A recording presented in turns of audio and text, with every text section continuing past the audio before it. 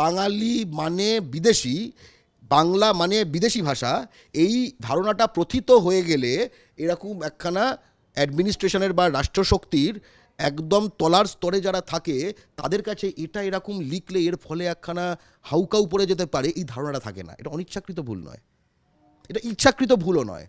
এটা হচ্ছে কুকুরকে কুকুর বললে চিল্লামিল্লি হবে, এটা তো সে মাথায় আসেনি তাকে তো আসলে এদেরকে কুকুর বেড়াল এটা ভাবতে শেখানো হয়েছে।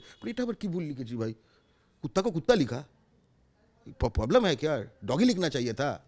বুঝতে পারছি তার প্রবলেম, মানে সে আসলে এই লেভেলে ভাবছে বিষয়টা, সে আসলে অনেক ক্ষেত্রে ভুলটা বুঝতে পারছে না। এটা ভুল তো নয়, এটা ঘৃণা প্রসূত বোধটা মোটা হয়ে যাওয়া। কোন মন্ত্রকের আন্ডারে এই চিঠিটা বেরোচ্ছে? যে মন্ত্রকের মন্ত্রী অমিত শাহ পশ্চিমবঙ্গে এসে পশ্চিমবঙ্গের হিন্দু বাঙালিকে ভারতীয় নাগরিক কুঁইপোকা বলে গেছে।